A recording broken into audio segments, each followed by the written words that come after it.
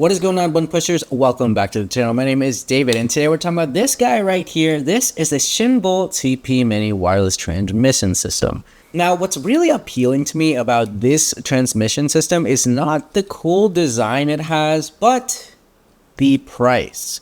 Now, this is a great tool for people that are looking to get into production for the first time, or just dabble into the wireless transmission system for like director's monitors and first ACs and whatnot, because this only comes in at $90.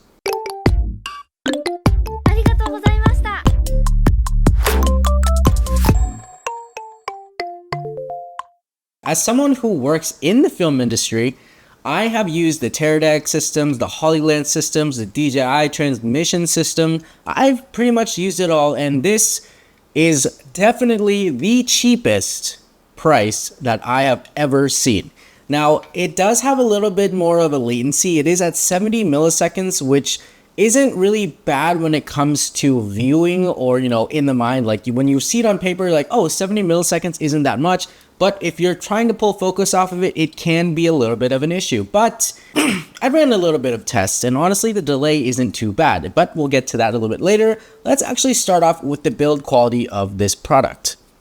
Something to keep in mind is that it only has HDMI. A lot of times in the film production world, you will be using SDI or BNC, but this only has HDMI, so something to kind of remember. As far as power solution goes, it does have an NPF battery slot on the back, and it also can be powered by USB-C, which I ended up doing instead because I don't really have any NPF batteries. So that is also something to keep in mind as far as rigging goes, because when I was trying to rig this thing up for the camera, it was a little bit confusing and a little bit harder for me because usually I power things through 2-pin LEMO straight into a V-mount or gold mount battery. I'm not able to do that with this one, so I had to use USB-C into a V-mount battery into the camera. So just something to remember again. However, it does have a 1080 output or a 720 output depending on your camera and how much signal you want to send out. It can go 1080-60 or 720-60. As far as material goes, this top portion here, this black portion on the transmitter, it is plastic feeling. Now that's definitely a plastic, and then the red part here, it does feel like it is metal. This is definitely more of a metal material, so that is good. It's like it's using the right materials where it needs to be made, like it's using metal and it's also using plastic for the, I guess, the less important portion of the transmitter. So just something to keep in mind as far as build quality goes. It's not bad build quality. It's actually put together pretty well. Not as well as something you might see in the higher end lines of wireless transmitters, but it is well put together, and I wouldn't be afraid to knock this. Anyways, let's see how this plays out. So when I ran my test, I set up the transmitter to watch my cat.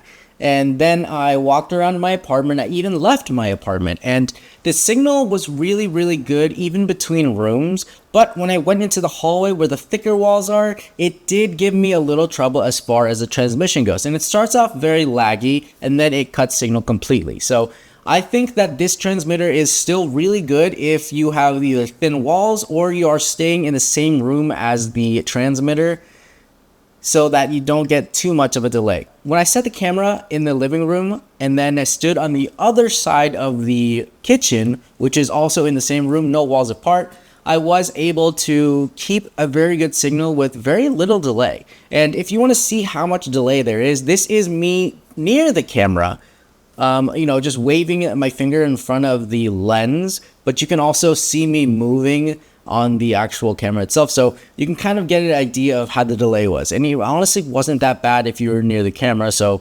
honestly, for $90 in comparison to the next cheapest thing, which is like $400, it's a pretty good deal. And the next step up above the $400 is like $2,000. So just something to keep in mind if you're ever looking at options for wireless transmission systems. $89 is really, really good.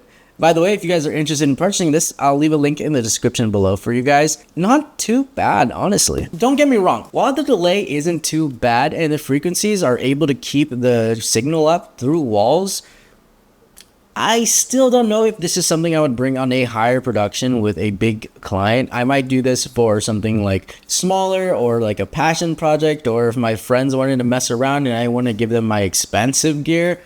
This might be something that I might hand off. This might be something that I use for fun to test out on different things and see if I can push the limits with it, or lend off to a friend if they need something for monitoring. But I don't know if this is something I would bring on like a higher production. But again, you really have to keep in mind the price points, because this for $90 with that little of a delay is actually pretty good. Because the next step up again is like the Hollyland and then the Teradek and the DJI transmissions, which starts off at a few $100s to a couple $1,000s. So if you guys are interested in seeing it and testing out and seeing if, hey, I want to work with wireless transmission, I want to give my clients a client monitor, this is honestly perfect for that. Because again, you may not need the zero delay for your first AC, but to share your video with your clients at the same time while you're recording could be really good for you and your work. So definitely check this out if you guys are interested. Again, the design is really, really cool. I love the red dragon design for the Year of the Dragon. That is sick. Honestly, I feel like my biggest issue with this product is just the ways to rig it. Now, I can definitely mount it onto my camera or whatever with the screw at the bottom, but again, with a power supply, it makes it a little bit harder. And the Hollyland actually uses like the NPF as well. But I would love to have LEMO or an alternative so I can use DTAP instead of just having the USB-C or the NPF battery. Because again, especially with me working in like higher productions, I feel like having LEMO is so necessary for things like this, like a 2-pin LEMO to DTAP or a 2-pin LEMO to 2-pin LEMO, because it's just so common. So I definitely think this is for the more budget sets. But yeah, let me know what you guys think about this product in the comment below.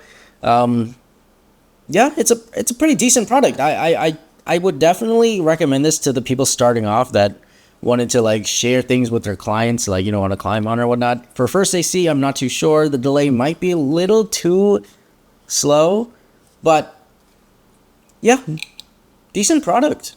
I would definitely recommend it to people starting off. Anyways, that's all for today's video, guys.